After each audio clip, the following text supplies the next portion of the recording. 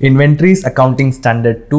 Welcome back दोस्तों, आप लोग का अपने चैनल अपने क्लासरूम में। आज हम लोग फर्स्ट ईयर का एक टॉपिक देखने वाले हैं, इन्वेंट्रीज अकाउंटिंग स्टैंडर्ड 2। जैसे मैंने स्टार्टिंग में कहा दिया, AS2 मतलब अकाउंटिंग स्टैंडर्ड 2, दैट इज जो ICAI इंस्टीट्यूट है हमारा, उसमें काफ़ी सारे अकाउंटिंग स्टैंडर्ड 31, 32 समथिंग कुछ, उसमें से एक अकाउंटिंग स्टैंडर्ड AS2 है। AS2 होता क्या है, मतलब अकाउंटिंग स्टैंडर्ड क्या होते हैं, कुछ rules and regulations related to accounts, वो चीज़ें आपको अकाउंटिंग स्टैंडर्ड के अंदर दिए होते हैं, और कौन से चीज़ें वो कैसे वैल्यूएट करना है वो चीज़ें दिया होता है। अकाउंटिंग स्टैंडर्ड के ऊपर मैं अलग से एक वीडियो बना के दे दूंगा आपको, बट खाली समझने के लिए कि AS होता क्या है, ठीक है, accounting standards.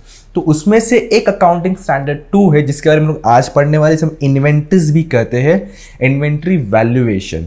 Okay, inventory valuation. Inventory valuation होता क्या है, कितने टाइप के होते हैं, कितने टाइप के स्टॉक होते हैं, आपके पोर्शन में कितना है कितना नहीं है, आपको कौन से मेथड्स करने हैं, क्या फॉर्मूला होता है, हर एक चीज़ देखना। और हाँ, एक चीज़ और बता दूँ, आज का वीडियो बहुत ही मतलब इंटरेक्टिव होने वाला, तो स्टार्टिंग से आपको एंड तक देखना है। और आपको इस वीडियो में सबसे अच्छा क्या लगा मुझे ज़रूर बताना है, ठीक है, कमेंट करके। ओके, अगर मैं इन्वेंट्री का अगर एक मीनिंग के थ्रू बताऊँ, मतलब एक अगर मीनिंग के थ्रू कहा जाए थ्योरेटिकली, तो उसका क्या मीनिंग बनता है, देखो। On the last day of the accounting year, some of the goods remain unsold or unused and kept in the godown is called as stock. That is inventory. मतलब inventory का second name, substitute name क्या हो गया, stock. जिस दिन हमारा accounting year खत्म होता है उस दिन हमारे पास कुछ ऐसे रॉ मटेरियल्स हो सकते हैं जिसको हमने यूज़ नहीं किया, जैसे का वैसा है। और सेकेंड थिंग, ऐसे कुछ गुड्स, फिनिश गुड जिसको हमने सोल्ड नहीं किया, अनसोल्ड है, वो जैसे का वैसा हमारे गोडाउन में रखे गए हैं, रखा हुआ है। तो ठीक है, तो उसे क्या कहते हैं हम लोग, स्टॉक। और उसी स्टॉक को हम लोग क्या बोलते हैं, इन्वेंट्री। मतलब सिंपल सा, हमारा गोडाउन है, हम लोग सामान ला कर गोडाउन में भरते जा रहे, रखते जा रहे, तो उससे जो स्टॉक क्रिएट होते जा रहा है, हम उसे ही क्या बोलेंगे, इन्वेंट्रीज। ठीक है, उसे हम क्या बोलेंगे, इन्वेंट्रीज। टाइप्स ऑफ इन्वेंट्री, कितने टाइप के इन्वेंट्रीज होते हैं। पहले अगर कहा जाए तो हमारे पास जो बिजनेस ऑर्गेनाइजेशन है वो दो तरह के होते हैं। एक होता है ट्रेडिंग बिजनेस ऑर्गेनाइजेशन, दूसरा होता है मैन्युफैक्चरिंग बिजनेस ऑर्गेनाइजेशन। सर बताओ ट्रेडिंग क्या होता है। हाँ बच्चा लोग, जरूर बताऊंगा। देखो, ट्रेडिंग मैन्युफैक्चरिंग क्या होता है, ट्रेडिंग ऑर्गेनाइजेशन जो सिर्फ ट्रेड करता है, मतलब कुछ मैन्युफैक्चर नहीं करता, फिनिश गुड्स लेकर आता है, उसको बस just proper packing and all करता है, अपने ब्रांडिंग करता है और उसको मार्केट में सोल्ड करता है, कुछ मैन्युफैक्चर नहीं किया। तो उसके अगर ट्रेडिंग ऑर्गेनाइजेशन है तो उसके पास कौन सा स्टॉक होता है, आपको मोस्टली फिनिश स्टॉक, मतलब फिनिश गुड्स। ठीक है, क्योंकि उसने कुछ मैन्युफैक्चर किया ही नहीं तो रॉ मटेरियल बनने का बात ही नहीं बनता है। अगर कोई मैन्युफैक्चरिंग ऑर्गेनाइजेशन है, मतलब जो कुछ मैन्युफैक्चर करता है कुछ प्रोडक्ट को, तो उसके पास हो सकता है रॉ मटेरियल होगा, work in progress, finish goods, store and spare, packing material. Raw material क्या, कच्चा माल, वर्क इन प्रोग्रेस, अभी भी उस पर काम चल रहा है, मतलब कोई प्रोडक्ट है जिसपे आधा काम हुआ आधा काम नहीं हुआ है। फिनिश गुड्स बन के रेडी है, स्टोर्स एंड स्पेयर पार्ट्स वगैरह कुछ रहेंगे, एंड पैकिंग के कुछ मटेरियल्स। तो ये सारे आपके टाइप्स ऑफ इन्वेंट्री है। इन चीज़ों का आप अपने थ्योरी जो क्वेश्चन आते हैं ना, थ्योरी प्रैक्टिकल क्वेश्चन चैप्टर के थ्योरी क्वेश्चन होते हैं, तो उसमें आप इन चीज़ों को लिख सकते हो। हर एक चीज़ आपको अपने नोटबुक में नोट डाउन करना है अगर आपको प्रॉपर एंड हाईएस्ट मार्क चाहिए तो। ओके, हमने टाइप्स ऑफ इन्वेंटरी देख लिया कि कितने टाइप्स के इन्वेंटरी, लेकिन अगर मुझे पता करना है कि मेरे गोडाउन में कितने फिनिश गुड्स है या कितने रॉ मटेरियल है, तो या फिर स्टोर एंड स्पेयर पार्ट कितने पड़े हुए क्वांटिटी एंड कितने रुपीस का, कितने कॉस्ट का है, अगर मुझे वो पता करना है तो कैसे पता होगा, that is method of inventories. अगर देखा जाए तो मेथड ऑफ इन्वेंट्री वैल्यूएशन, या तो बोलो method of inventory, valuation of inventory, या फिर बोल सकते हो सिस्टम ऑफ इन्वेंट्री। ठीक है, तो उसमें दो तरह के, एक कोई पीरियडिक और दूसरा है परपेचुअल। मतलब सिंपल सा फिजिकल वेरिफिकेशन, मतलब ये वाला पार्ट हो गया, एंड जस्ट बुकेस्ट, मतलब जो बुक में रिकॉर्ड है उसको वेरीफाई करके, बुक में रिकॉर्ड करके पता किया जाए, तो वो आपका परपेचुअल हो गया, मतलब ये वाला। ठीक है, दैट इज अगर मैं जाकर के फिजिकली काउंट कर रहा हूँ, अरे हाँ ये एक हुआ, ये दो हुआ, ये तीन हुआ। फॉर एग्जाम्पल कोई कैलकुलेटर का बिजनेस है मेरा, ठीक है, कैलकुलेटर का मैन्युफैक्चरिंग भी जूस भी है, तो कैलकुलेटर कितने हैं मैं खुद जाकर कैलकुलेट कर रहा हूँ फिजिकली, तो ये आएगा पीरियडिक इन्वेंट्री।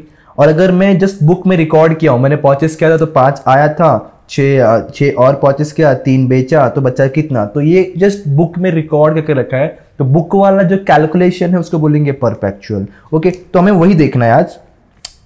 तीन मेथड्स आपको देखने, एक्चुअली है तो बहुत सारे काफ़ी, लेकिन जो कंटिन्यूसली बिजनेस में यूज़ होता है मोस्टली तीन चीज़ें होता है, ठीक है।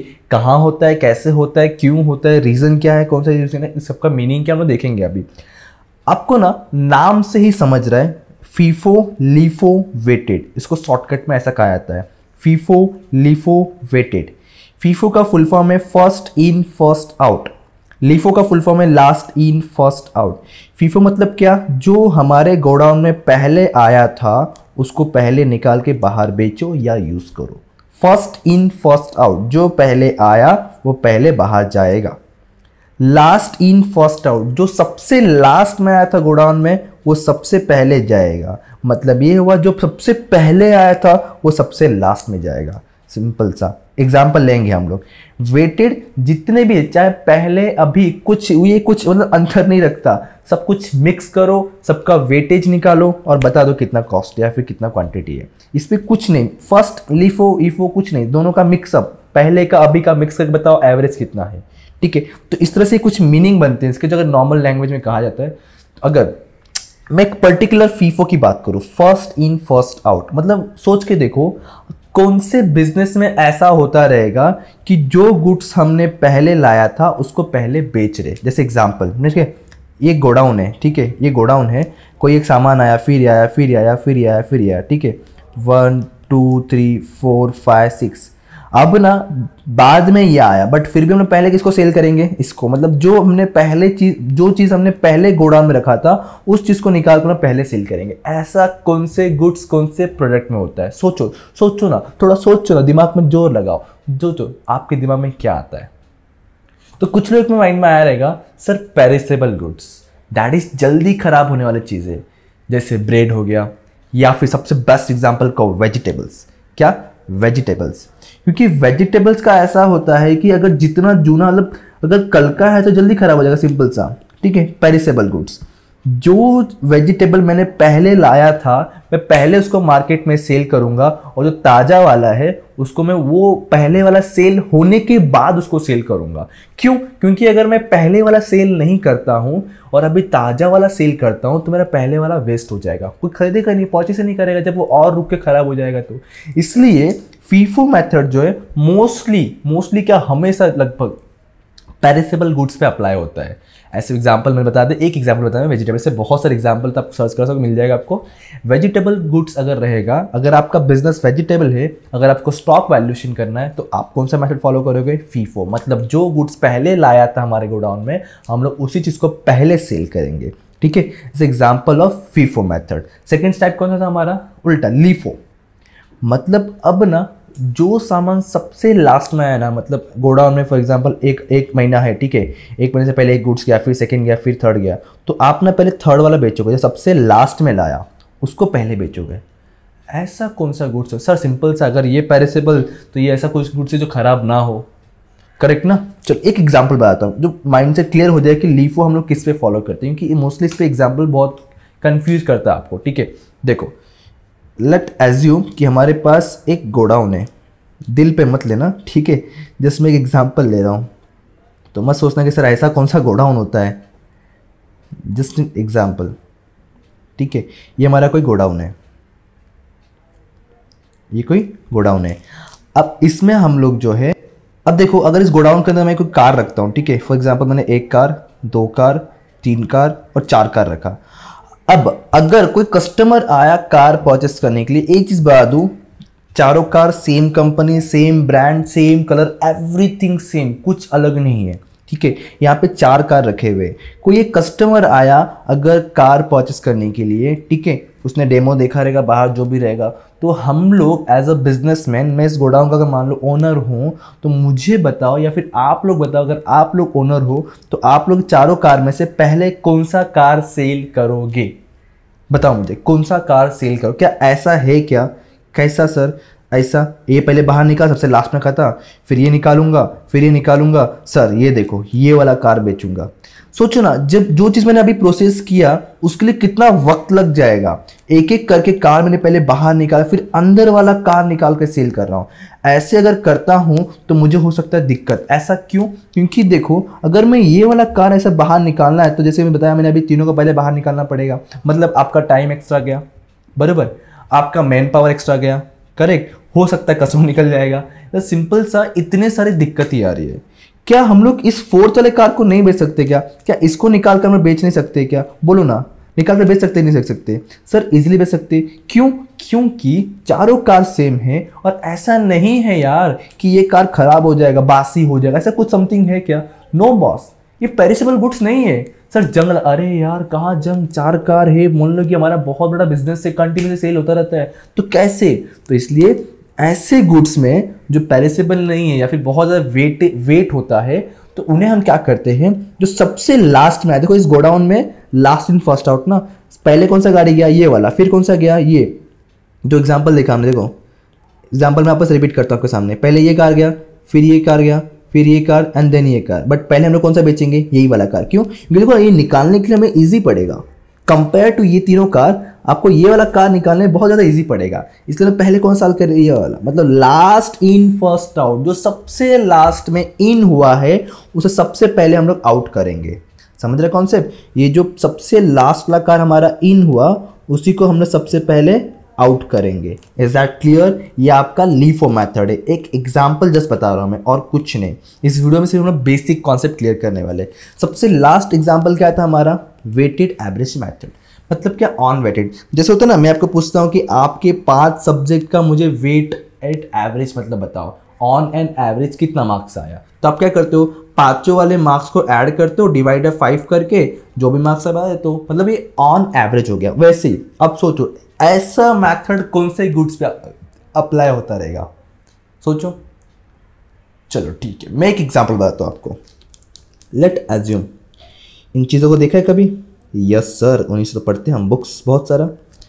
देखो, कोई एक कस्टमर आया, पूछा सेठ जी बताओ इसका प्राइस कितना है? मैंने बोला 200 रुपये। ओके, कितना बोला? 200 रुपये। फिर एक और आया, ओ साहब जी बताओ इसका रेट कितना है? तो मैंने बोला 150 रुपीज़। फाइन, कोई दिक्कत नहीं। एक बंदा और आया, पूछा सर इसका रेट कितना है, मुझे ये लेना है। तो मैंने बोला बाबा ज़्यादा नहीं, बस 150 रुपीज़। अब ऐसे कितने सारे कस्टमर आएंगे, कितने टाइम पूछोगे सर प्राइस टैग लगा रहेगा? काफ़ी बुक्स पे प्राइस टैग नहीं होता है, अगर मान लो हो भी है तो बोलते ना, एक आते कुछ लोग कि प्राइस अप डाउन करने के लिए, ठीक है, बार्गेनिंग करें, वन काइंड ऑफ। एक एग्जांपल जस्ट बता रहा हूँ मैं। सोचो ऐसे कितने सारे बुक से कितने सारे कस्टमर आएंगे, कितने बार इंक्वायरीज करेंगे। इसलिए मैंने क्या कर दिया, मुझे पता है कि ये जो बुक्स है लगभग 200 से लेके 300 के बीच में, 300 नहीं सॉरी आई मीन 120 से लेकर के 300 के बीच में है। मुझे ये पता है कि सारे बुक्स जो है 120 से लेके 300 के रेंज के अंदर सारे बुक्स के कॉस्ट है। तो मैंने क्या बोल दिया, ऑन एन एवरेज आप कोई भी बुक लेके जाओ 280 रुपीज़। मतलब एक कैलकुलेशन करो, जैसे एग्जांपल बताया मैंने, ये सब कैलकुलेशन होता है, मतलब प्लस करके डिवाइड बाय 3 करके समथिंग कुछ ऐसा कैलकुलेशन होते हैं, जितने बुक्स रहेंगे ऐसा कुछ निकाल के। तो मैंने बोल दिया ऑन एन एवरेज आप कोई भी बुक निकाल के लेके जाओ, इसमें से आपको प्राइस पूछने की जरूरत नहीं, कोई भी बुक 280 रुपीज़। अब इससे क्या होगा, जिसका प्राइस 150 होगा उसका 280 मिलेगा, और जिसका प्राइस 300 होगा उसका भी 280 मिलेगा। मतलब जो यहाँ पे कम हो रहा है और जो यहाँ ज़्यादा मिल रहा है, मतलब यहाँ ज़्यादा मिल रहा है और यहाँ कम मिल रहा है, वो हम लोग एडजस्ट करेंगे। तो ये क्या हो रहा है, जब बहुत सारे goods similar goods kind of similar होते हैं, तो मैं क्या करता हूँ ऑन एन एवरेज। ऐसे एग्जांपल पेन के ऊपर लगा सकते हैं हम लोग, अलग अलग टाइप को। देखो बॉल पेन, ये पेन, वो पेन होते हैं अलग अलग टाइप। तो क्या बोलते हैं, कोई भी पेन लेके जाओ 3 रुपीज़ और 5 रुपीज़ काइंड ऑफ, ठीक है, 15 रुपीज़ 20 रुपीज़। तो ये क्या हो रहा है, अलग अलग वेराइटीज़ बट एक ही तरह की चीज़ें होते हैं, तो उनको खाली एक सेम टैग लगा देते हैं। तो जहाँ पे दिक्कतें कम होता है, मेंटेनेंस कम होता है, सिंपल सा, तो उसको बोलते हैं वेटेड एवरेज मेथड। ओके, इसके अंदर आपको कुछ फॉर्मूलाज पूछ सकता है बच्चों। यस, अच्छा, फॉर्मूला से पहले हम लोग ये देख लेते हैं कि इसका फॉर्मेट कैसा होता है, वो चीज़ देखना इंपॉर्टेंट है। ऐसे फॉर्मेट आपको हर एक क्वेश्चन में सॉल्व करना है, चाहे वो आपको फीफो सॉल्व करना हो, लीफो सॉल्व करना हो या वेटेड। अच्छा, एक चीज़ बता दूं आप लोग को, आप लोग के सिलेबस में लीफो नहीं है। यस गाइस, लीफो नहीं है। आपको सिर्फ फीफो करना है और वेटेड करना है, चाहे वो बीकॉम हो, बैफ हो, कुछ भी हो।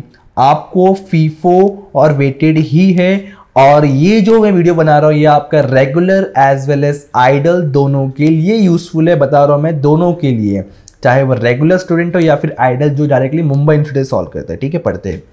ओके, तो आपको सिर्फ ये दो है, ये नहीं है, बट फिर भी मैं आपको छोटा सा एग्जांपल बताऊंगा नेक्स्ट लेक्चर में, तीनों का बताऊंगा, ठीक है। अच्छा, पहले फॉर्मेट को डिस्कशन कर लेते हैं।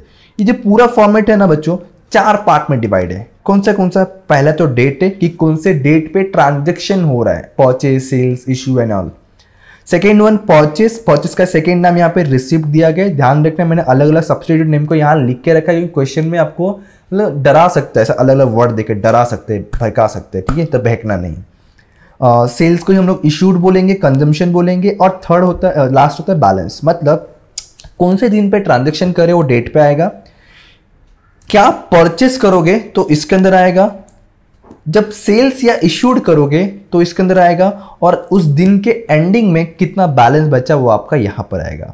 अब हर एक में 3-3 कॉलम है, इन तीनों के अंदर देखो यूनिट, आपने कितना यूनिट परचेस या कितना यूनिट सेल किया और कितना यूनिट बैलेंस बचा।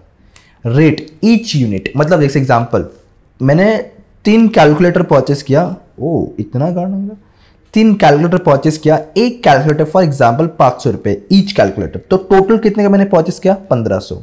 मान लो पहले से मेरे पास यहाँ पे 4 कैलकुलेटर था 200 के रेट से, मतलब कितना हो गया 800 रुपए का। तो आज मैंने और परचेस किया तो कितना 3, 500, 15 का समथिंग, कुछ ऐसे एग्जाम्पल्स आ सकते हैं, ठीक है। ये मैं जैसे एग्जाम्पल बता रहा हूँ बच्चों, ठीक है, हम लोग देखेंगे प्रैक्टिकल क्वेश्चंस भी। तो इस तरह से फॉर्मेट को सॉल्व करना, हमेशा हर क्वेश्चन आपको यही फॉर्मेट सॉल्व करना है। हो सकता है टेक्स्ट बुक में कहीं पे ये कॉलम नहीं दिया होगा, तो कहीं पे यूनिट का कॉलम नहीं, बट आप लोग पूरा करो तो सम सॉल्व करने में आपको ईजी होता है और दिक्कतें नहीं आती है, ठीक है। आपको मैं बता रहा था कुछ फॉर्मूलाज पूछ सकता है, इससे ऊपर कुछ फॉर्मूला नहीं पूछेगा, इतना कर लो, मतलब मान लो आपके पास इन्वेंटरी का पूरा ज्ञान आ गया, आप लोग महा बन गए, ठीक है। चलो, पहला cost of goods sold, COGS कितने रुपीस में सोल्ड करेंगे, कॉस्ट ऑफ मतलब कितने जो गुड्स मैन्युफैक्चर हुआ उसका कॉस्ट क्या है, कॉस्ट ऑफ गुड्स सोल्ड कैसे मिलेगा, ओपनिंग स्टॉक प्लस परचेस, मतलब total purchase minus closing stock. Second formula total sales कितने का हुआ। और हाँ एक चीज और, जब हम यहाँ पे सेल्स कैलकुलेट करेंगे ना तो रेट में कभी भी जो रेट आपको क्वेश्चन में दिया होगा वो रेट नहीं लिखना है। लिसन केयरफुली, नोट डाउन करके रखो। टेक्स्ट बुक में आपको अगर सेल्स का रेट दिया है तो इसके अंदर कभी भी यहाँ पे सेल्स का रेट जो टेक्स्ट बुक में क्वेश्चन में दिया है वो नहीं लिखना है। आपको जो यहाँ रेट लिखना होगा वो बैलेंस वाला रेट लिखना होगा, देखेंगे हम लोग, डोंट वरी, बट फिलहाल के लिए इतना याद रखो खाली। मैं वहां पे जब प्रैक्टिकल क्वेश्चन कराऊंगा नेक्स्ट टाइम, तब नेक्स्ट वीडियो में, तो आपको हिंट दूंगा। अच्छा, ये कैसे निकालोगे, फॉर एग्जाम्पल आपको ओपनिंग दिया है 600, टोटल परचेस मतलब ये जो परचेस है ना ये वाला, तो ये जो अमाउंट रहेंगे ना इधर टोटल, फॉर एग्जांपल 500 आया, ठीक है, तो ऐड 500, और आपने जो फाइंड आउट पूरा करने के बाद यहाँ पे सबसे एंडिंग में जो क्लोजिंग मिलेगा ना, लेट एज्यूम बचा है 200, तो निकालोगे, क्या करोगे 5, 6, 11, 200 मतलब 900 आपका क्या आ जाएगा COGS। कुछ इस तरह से आपको COGS निकालना है। अगर मैं बात करूँ टोटल सेल्स, तो आपने कितना यूनिट सेल किया, पहले 200, फिर 100, फिर 300, और जो आपको सेल्स रेट क्वेश्चन में दिया होगा वो यहाँ लेना है। मैं क्या बोल रहा हूँ, जो क्वेश्चन में सेल्स का रेट दिया होगा ना वो सिर्फ यहाँ पे यूज़ करना होता है, यहाँ पे यूज़ नहीं करना होता है। For example 1 rupees, 2 rupees, 3 rupees, जैसे एग्जाम्पल, ओके, 200, 200 और ये 900, तो टोटल कितने का हो गया, बराबर, सॉरी 13, ओके 13, ठीक है। तो ये आपका आ गया total sales, something kind of ऐसे एग्जांपल्स हमें देखने हैं हमें। तो उसका थर्ड फॉर्मूला क्या अपना, प्रॉफिट, मतलब जो टोटल सेल्स अभी हमने यहाँ निकाला था उसमें से यहाँ जो COGS आया रहेगा माइनस कर दो, अगर प्लस में आया तो प्रॉफिट, माइनस में आया तो लॉस, सिंपल सा कॉन्सेप्ट। मतलब आपको ध्यान रखना है पहले ये वाला फार्मूला, फिर ये वाला फार्मूला, देन ये वाला, इसलिए मैंने लाइन से आपको स्टेप बाय लिखा हुआ है। अगर मान लो क्वेश्चन ने बोला है कि फाइंड आउट प्रॉफिट, मतलब आपको तीनों करना कंपलसरी है। अगर क्वेश्चन ने बोला है कि फाइंड आउट COGS, तो सिर्फ ये करने का, ये दोनों नहीं करने का। अगर बोलेगा फाइंड आउट टोटल सेल्स, तो ये सब कुछ करने की जरूरत ही नहीं है, बस ये निकालो।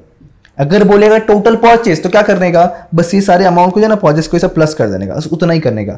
टोटल सेल्स कभी भी इसको प्लस करके नहीं आता, ये इसका कैलकुलेशन ही अलग है। चीज याद रखना, कंफ्यूज कर सकता है, इसलिए आपको सारे क्वेश्चन जितने मैंने बना के रखे ना क्वेश्चन यहाँ पे, वो सारे के सारे सॉल्व करने पड़ेंगे। ओके ठीक है, तो ये फॉर्मूलाज के यहाँ पे हम लोग स्टॉप करते हैं। वीडियो बहुत लेंदी नहीं करूँगा, बट इतने बेसिक चीज़ें, कम चीज़ें बताया, बट उन चीज़ों को दिमाग में बिठा लो एंड लिख लो, वो बेटर रहेगा। नेक्स्ट वीडियो में हम लोग बहुत जल्दी प्रैक्टिकल क्वेश्चन करेंगे, छोटे मोटे बेसिक क्वेश्चन करेंगे पहले।